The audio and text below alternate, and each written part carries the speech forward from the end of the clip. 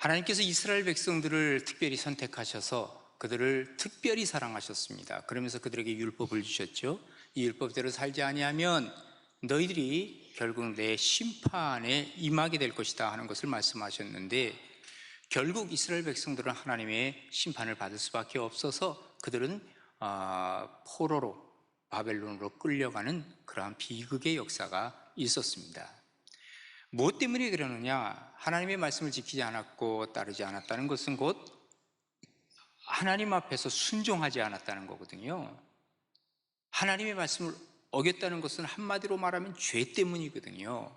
근데 그 죄는 사실은 인류 최초에 우리가 죄를 알듯이 하나님의 말씀을 순종하지 않은 거죠. 똑같습니다. 그러니까 이 죄의 문제가 걸려 있으면 정녕 죽으리라 죽어요. 그래서 영이 죽어버리고 맙니다. 우리가 죄를 범할 때마다 영은 죽는 거예요. 네. 그런데 이 영혼을 살릴 수 있는 길은 뭐냐? 같은 영이신 성령, 그분이 우리를 살려내는 거예요. 그래서 우리가 성령을 받으면 예수를 믿게 되고, 성령을 받으면 우리가 새로워지는 이유가 바로 그런 것입니다. 오늘 성령 강림절에 우리가 성령을 받아서 새로운 역사를 써나가시고, 그동안 우리가 어떻게 살아왔든지 간에 다시 한번 하나님 앞에 새로움의 모습으로 나아가는 복된 우리 가나안의 모든 식구들 되시기를 바랍니다.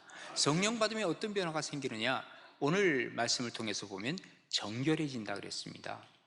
오늘 25절에 이렇게 기록을 하고 있죠. 맑은 물을 너희에게 뿌려서 너희로 정결하게 하되 곧 너희 모든 더러운 것과 모든 우상 숭배에서 너희를 정결하게 할 것이며 그랬습니다. 지금 이스라엘의 역사는 하나님 앞에서 반역과 패역의 역사였고, 또 그들은 우상 숭배의 역사를 썼습니다. 하나님께서는 너희들 이때마다 죄를 범하면 제사를 드리면 내가 용서해 주겠다. 그런데 하도 죄가 많다 보니까 이제는 매일같이 아침 저녁 밤에 제사를 드려도 끝이 없어요. 그래서 우리 하나님께서 결단을 하시죠. 그러면 단번에 한 번의 제사로 끝내겠다. 대신에 너희들이 믿는 믿음, 그것을 내가 보겠다 하는 것이죠. 그래서 하나님 되시는 예수 그리스도께서 이 땅에 오신 거예요. 그리고 단번에 제물이 돼서 죽으셨어요. 이것을 믿으면 내가 제사 드린 것과 똑같이 해주겠다는 것이죠. 그런데 우리가 그것을 믿지 못하는 거예요. 왜 못 믿느냐? 내가 믿고 싶어요. 그런데 안 믿어져요. 왜? 성령께서 임재하시지 아니하면 믿어지지가 않는 것이라 그 말이에요. 우리가 하나님 앞에서 믿어지지 아니하면 죄가 그대로 있는 거예요. 죄가 그대로 있으면 어떻게 되냐? 하나님을 볼 수가 없다는 거예요. 마치 하나님께서는 지금 우리를 보고 계시고 우리가 하나님과 소통해야 되지만 하나님과 우리 사이에 이 죄가 쫙 가려 있는 거예요. 마치 뭐와 같으냐면 저 태양이 떠 있습니다. 태양은 지금도 빛나고 있습니다. 그럼에도 불구하고 이 죄의 구름이 우리를 쫙 가리워서 하나님과 우리 사이를 막아서고 있는 거예요. 그러니까 그런 날은 흐린 날이 되고 비가 오는 날이 되고 계속해서 우리는 왜 이렇게 날씨가 안 좋지? 이유는 뭘까요? 죄라고 하는 구름이 우리를 뒤덮고 있어서 그런 것이죠.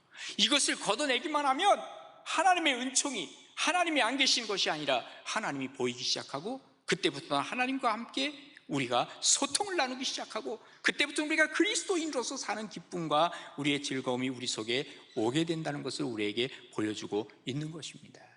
그때 어떤 일이 벌어지느냐? 내가 죄인인 것이 보여지기 시작해요. 우리가 하나님을 보게 되면 내가 죄인인 것이 보여지게 되고, 내가 죄인인 것이 보여지기 시작하면 하나님 앞에 죄를 회개하게 되고, 그때부터 하나님과 소통을 이루게 된다는 거예요. 중세시대의 유명한 수도원 중에 베네딕트 수도원이라고 있습니다. 이 수도원에서 수도사가 되려고 하는 사람들은요, 의식이 있는데 마지막 의식이 뭐냐 하면 여기 관을 하나 놓습니다. 그 관 속에 들어가는 거예요. 관은 누가 들어가죠? 죽으면 들어가는 거예요. 그런데 지금 이 살아있는 사람이 그 관 속에 들어가는 것입니다. 그리고 이 사람이 들어가게 되면 뚜껑을 덮습니다. 그리고 밖에서 뭐라고 외치느냐면 이는 너희가 죽었고 너희 생명이 그리스도와 함께 하나님 안에 감추었느니라. 이 골로새서 3장 3절을 외치는 거예요. 야, 너는 이제 죽었고 내 생명은 그리스도와 함께 하나님 안에서 감추어졌다. 너는 지금 죽은 인생이 되었다. 그러면 조용한 침묵이 흐릅니다. 그야말로 숨소리도 들을 수 없을 만큼 침묵이 흐르는 거예요. 그러다가 안에서 어떤 소리가 조그맣게 들리겠죠. 뚜껑을 닫으니까. 시편 118편 17절을 가지고 외치는 거예요. 내가 죽지 않고 살아서 여호와의 행사를 선포할 겁니다 하고 외치는 거예요. 그러면 어떤 일이 벌어지느냐, 원장이 앞에 딱 서서 에베소 5장 14절을 외치면서 잠자는 자여 깨어서 죽은 자들 가운데 일어나라, 그리스도께서 내게 빛을 비치시느니라 하면서 관뚜껑을 살짝 여는 거예요. 그때 아주 경쾌하고 그리고 아주 좋은 수도원의 종소리가 울립니다. 혹시 여러분 유럽에 가신 분들은 이 종소리, 비슷한 종소리를 들었을지 몰라요. 땡그렁 땡그렁 하는데 마치 죄가 그냥 다 쏟아져 내려가는 것 같은 이런 것, 이 소리를 들리는 거예요. 그러면서 이 누워있던 사람은 일어나서 수도사복을 입고 그때부터 수도승이 되는 것이죠. 이게 바로 의식 속에 있는 얘기지만, 그러나 내가 이제 내 자신은 죽었어. 뭐예요? 죄에 대해서 죽고 그리고 하나님에 대해서 다시 살아나고 그로 말미암아 나는 정결함으로 하나님 앞에 서겠습니다 하는 이 마음이 있을 때 비로소 그는 하나님의 사람이 되더라, 그 말입니다. 사실은 우리의 세례의식도 거의 같은 의식입니다. 물로 뿌리지만 그 물이 뿌려지면서 내가 물로 말미암아 새로운 사람이 됩니다 하는 이 고백이 있어야 우리는 진정한 그리스도인이 되는 것입니다. 왜 이런 정결의식을 하느냐? 이유는 분명합니다. 하나님은 정결한 사람을 쓰신다는 거예요. 재주 좋은 사람 쓰는 거 아닙니다. 돈 많은 사람 쓰는 것 아닙니다. 지위가 있는 사람 쓰는 것 아닙니다. 하나님이 쓰는 사람은 정결한 사람. 그래서 성경에 디모데후서 뭐라 그럽니까? 부잣집에는 금그릇이 있고 은그릇이 있고 질그릇이 다 있어. 그런데 어떤 것을 하나님이 쓰시는가? 깨끗한 그릇을 쓰신다는 거예요. 그래서 그러므로 누구든지 이런 것을 자기를 깨끗하게 하면 귀히 쓰는 그릇이 되어 거룩하고 주의 쓰심에 합당하며 모든 선한 일에 예비함이 되리라 그랬습니다. 정말 하나님 앞에서 쓰임받고 싶다면 내가 하나님 앞에 이 정결하게 내가 씻어져 있는가, 그러기 위해서 내가 성령을 받았는가 하는 것을 먼저 우리는 점검을 해야 된다, 그 말입니다. 옛날에요, 왕이 우리를 부르면 어떻게 했어요? 그냥 들어가면은 큰일 납니다. 예, 잡혀서 그야말로 매맞습니다. 왕이 불렀다 그러면 관복으로 갈아입어야 돼. 그리고 나서 왕 앞에 아련하는 것입니다. 우리가 하나님께서 우리를 부르실 때 우리도 역시 정결의식을 우리가 행해야 되는데, 그 정결의식이 바로 성령을 내가 받았느냐 받지 못했느냐 하는 것에 따라 달려있다, 그 말에 성령을 받으면 나는 어때요? 옷을 갈아입는데 예수 그리스도의 옷으로 갈아입는, 보혈의 피가 나를 주장하게 되는 거예요. 그때부터 내 인생은요, 바로 하나님의 부름을 받은 인생이 되어버리는 거죠. 바로 예수 그리스도의 보혈의 피가 내 속에 확 각인이 되는 게 바로 뭐냐? 성령께서 역사하시는 거예요. 그래서 우리는 노래하는 겁니다. 나의 죄를 씻기는 예수의 피밖에 없네. 다시 정케하기도 예수의 피밖에 없네. 같이 합시다. 예수의 흘린 피 날 희게 하오니 귀하고 귀하다 예수의 피밖에 없네. 주님 앞에 나아가는 것이 바로 예수의 피밖에 없다고 하는 것이 바로 성령을 받게 되면 확실하게 내게 다가오는 거예요. 아, 내가 예수의 피가 나를 지배하고 있지. 그래, 예수님의 피로 말미암아 내가 주님께로 나아갈 수 있단 말이야. 이것을 내가 고백하게 되는 거예요. 이게 바로 성령 받은 사람의 특징이라고도 얘기할 수 있는 것입니다. 이때부터는 주님과의 막힌 담인 죄가 허물어지기 시작하고 주님과의 관계가 새롭게 시작이 되고, 그때부터 주님께서는 우리에게 다가오시는데 하나님이 이 땅에서도 하나님이 살 수 있도록 복을 내려주시기 시작하는데 놀랍습니다. 우리가 본문을 읽지 않았지만 28절에 뭐라고 얘기를 하는 줄 아십니까? 내가 너희 조상들에게 준 땅에서 너희가 거주하면서 그동안 어떻게 했어요? 이 땅에서 쫓겨났거든. 바벨론으로 끌려갔거든. 그런데 이제 다시 그 땅에 거주하면서 내 백성이 되고 나는 너희 하나님이 될 거야 말씀하세요. 하나님과 우리와의 관계가 이제는 정상화되었다 그 말입니다. 그리고 나서 30절에 보면 뭐라고 기록하는지 아세요? 또 나무의 열매와 밭의 소산을 풍성하게 하여 너희가 다시는 기근의 욕을 여러 나라에서 당하지 아니하게 할 것이다. 하나님께서는요, 나무의 열매, 밭의 소산, 이거 다 다시 허락해 주시겠다는 거예요. 그 다음에 34절로 넘어가면 뭐라는 줄 아십니까? 전에는 지나가는 자의 눈에 황폐하게 보이던 그 황폐한 땅이 장차 경작이 될 거예요. 그래서 그 다음에는 사람이 뭐라 그러냐면 이 땅이 황폐하던 땅이 아니 이제는 에덴 동산같이 되었네, 이런 얘기를 한다는 거예요. 그리고 황량하고 적막하고 무너진 성읍들이 성벽과 주민이 생겨나기 시작하는 거예요. 다 떠나갔던 사람들이 돌아와서 이제는 복적복적하면서 이런 환호성과 기쁨이 넘치는 땅이 되겠다고 말씀하시니, 뭐로부터 시작한다고요? 바로 하나님의 성령의 임재로부터 시작을 해서 여기서부터 시작되니까 뭐예요? 내 영혼이 잘 되기 시작해서 그 다음에 범사가 잘 되고 강건한 은혜가 우리 가운데 차고 넘칠 것을 말씀해주고 있는 것입니다. 하나님께로 나아가는 것은 바로 성령에 의해서 우리가 정결함으로 나아가는 길밖에는 없다 하는 얘기입니다. 그 다음에 두 번째로는요, 우리가 성령을 받으려면 부드러운 마음으로 변합니다. 오늘 본문 26절에 보면 이렇게 기록합니다. 또 내 새 영을 너희 속에 두겠다. 그리고 새 마음을 너희에게 주겠다. 너희 육신에서 굳은 마음을 제거해라. 그리고 부드러운 마음을 줄 것이라 그랬어요.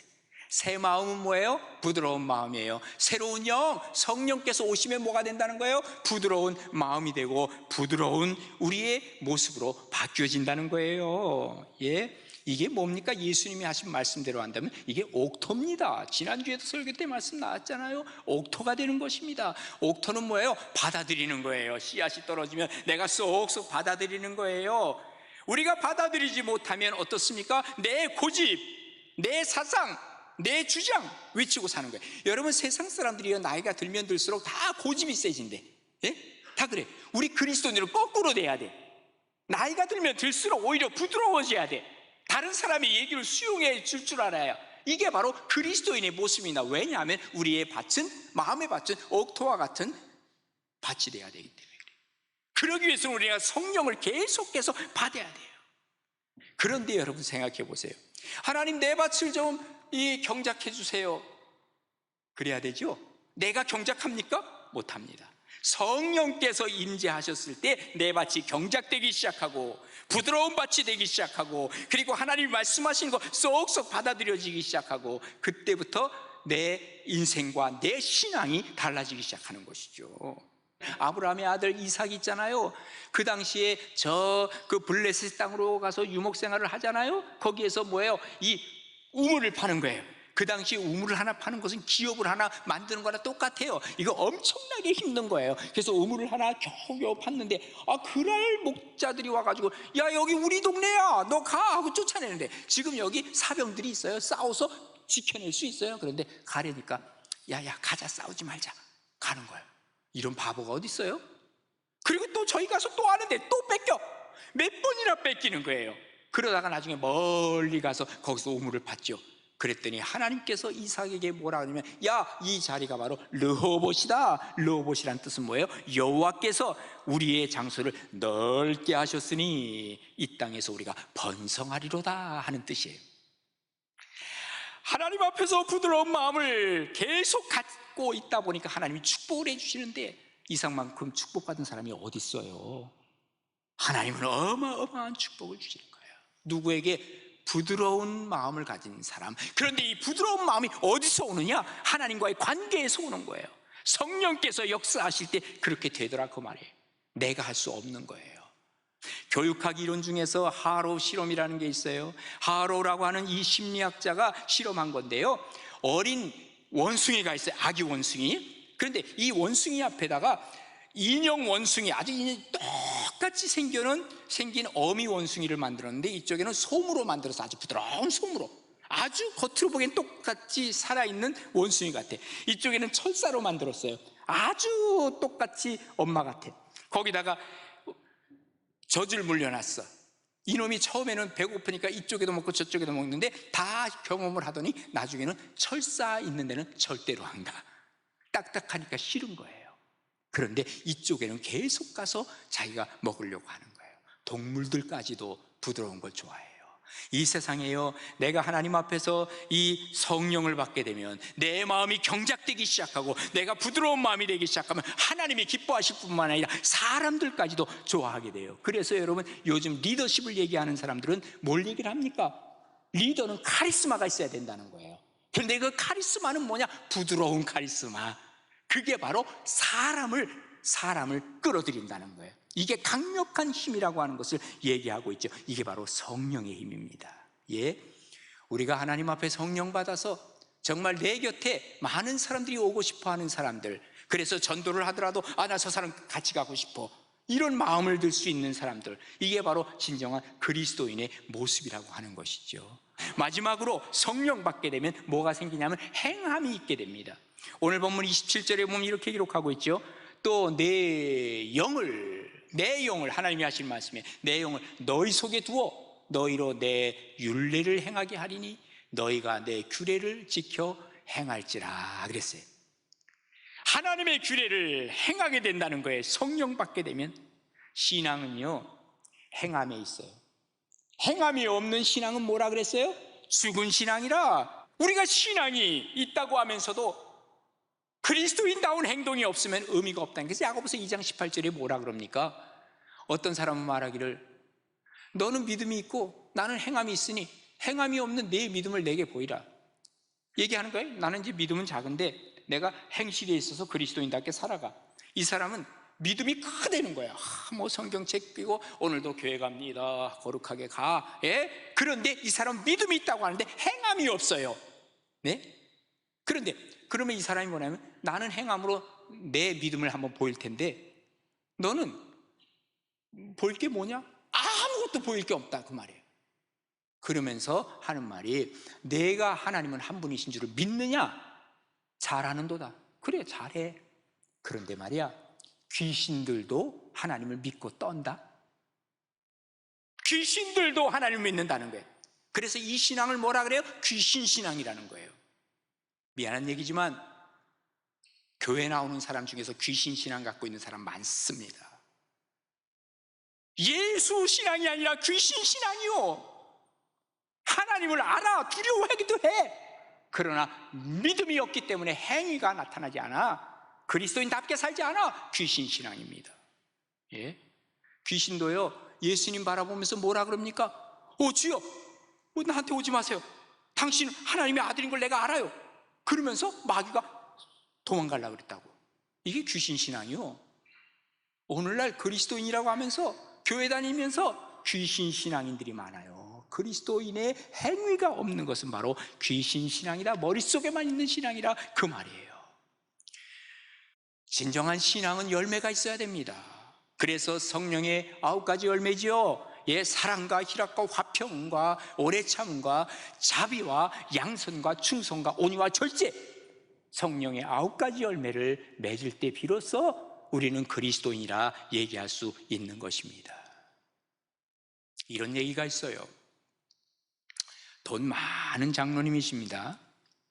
이분이 갑자기 그냥 심장이 벌렁벌렁 해가지고 갔더니 급성 심장병이래요. 그런데 이분이 돈은 많은데 그동안 하나님 앞에 너무 인색했어. 예. 그리고 자기 일에는 돈을 열심히 썼어. 근데 하나님 앞에는 절대 그게 없어. 이제 병원에 누워가지고 원장이 진찰을 합니다. 이리저리 정진기도 넣어보고 배도 눌러보고 한참 얘기를 하더니 한참 보더니 간호사에게 그러더랍니다. 아이고, 오후에 장의사 불러야 되겠어. 장의사를 부른다는 게. 그리고 이 장로님이 깜짝 놀라서 내가 이제 죽게 되는구나. 원장이 나갔습니다. 그리고 나서는 급히 전화를 걸었습니다. 누구에게? 목사님에게. 목사님, 저 급하게 좀 저에게 좀 와주시면 고맙겠습니다. 목사님 왔어요. 목사님 예배 좀 드렸어요. 예배 드렸습니다. 그리고 예배가 끝나고 나니까 이 장로님이 목사님, 암만 해도 제가 오래 살 것 같지 않은데 제가 1억 헌금을 하겠습니다 해가지고 작정 헌금으로 1억 썼어요. 그래가지고 목사님 이거 제가 꼭 바칩니다 그랬어요. 오후가 되었습니다. 오후가 되었는데 원장이 또 다시 나타났는데요, 젊은 의사 한 사람을 데리고 온 거예요. 그래서 뭐라고 얘기하냐면 장의사 요즘 한번 좀 봐봐. 장치성을 가진 의사였어. 알고 보니까 이 장로님이 화들짝 놀란 거예요. 아니 이게 장의사가 그거였어? 이제 원장이 나간 다음에 목사님에게 전화했습니다. 목사님 죄송하지만 제가 1억 헌금하겠다고 하는데 공짜 하나를 빼주세요. 아유 뭐 그런 사람이 다 있어. 그러지만 미안하지만 우리의 마음이 그런 마음이 많을 겁니다. 당장 급할 때는 하나님 내가 알았어요, 내가 믿음 생활 잘할게요 하다가 그 문제가 해결되잖아요. 언제 그랬나? 여러분 40일 작정기도 하시잖아요. 작정기도 하는데 40일 하는데 한 3일 만에 응답을 받았어. 40일 채우는 사람 거의 없습니다. 놀랍게도 응답을 받더라도 내가 하나님 앞에 40일을 작정했으면 끝까지 가야지. 그래서 40일이 다 되더라도 하나님 응답 안 해주시는 것 같아. 그러면 끝날까 봐. 끝나더라도 하나님 안 주실 것 같아. 여러분 입시 때가 돼 보세요. 우리 교회는 그래 덜한 교회 덜한데 입시 때가 되면 교회들마다 뭐 교회만이니까 저 뭐 불교에서 똑같아. 그러니 예, 뭐 그냥 거기 가서 기도한다 그러고 뭐 1000일도 뭐 아이고 난리죠. 끝나봐요 싹 없어져. 이 밀물 왔다가 썰물이 쑥 빠져가듯이. 우리가 하나님 앞에서 정말 행함이 있는 신앙이라고 하는 것은 내가 하나님 앞에 이 실천력, 예, 그야말로 말이 중요하지만 말에 대한 이 실천할 수 있는 이 마음이 있을 때 우리가 신앙이 있다고 하는 거예요. 세상 사람들은요 우리 그리스도인들을 향해서 좀 말씀 좀 가르쳐 주세요 이런 사람 거의 없습니다. 너 행위를 좀 보여줘. 정말 그리스도인다운 행실이 뭐야? 이거 보고 싶어 합니다. 근데 그게 안 보이니까 저것들 나랑 똑같아 이런 얘기를 하는 거예요. 교회 나가고 싶은 마음이 없는 거예요.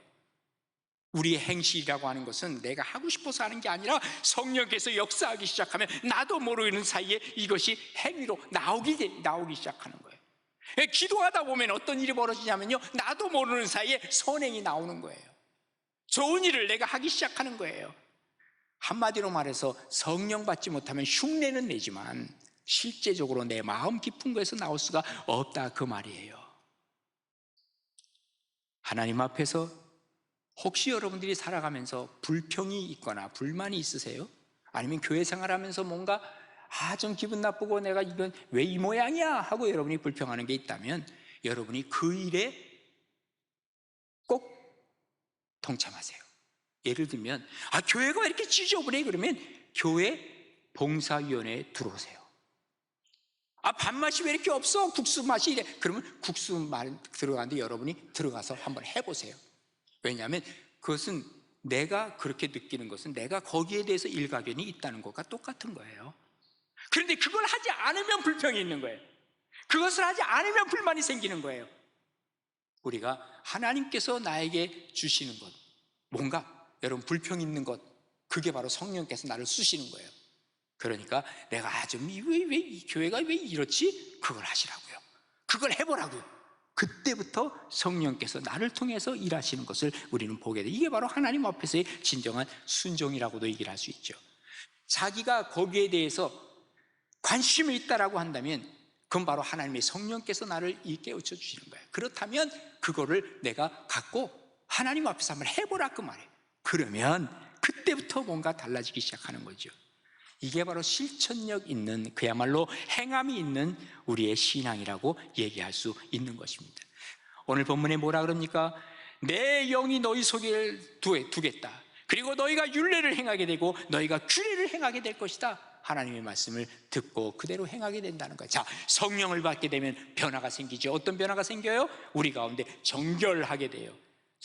성령을 받으면 우리가 그 다음에 우리가 부드러운 마음이 되어서 사람들 주변에서 모여들게 돼요. 사람들이 하나님이 우리를 인정해줘요. 또 뿐만 아니라 나도 모르는 사이에 그리스도인의 행동이 나오게 된다는 거예요.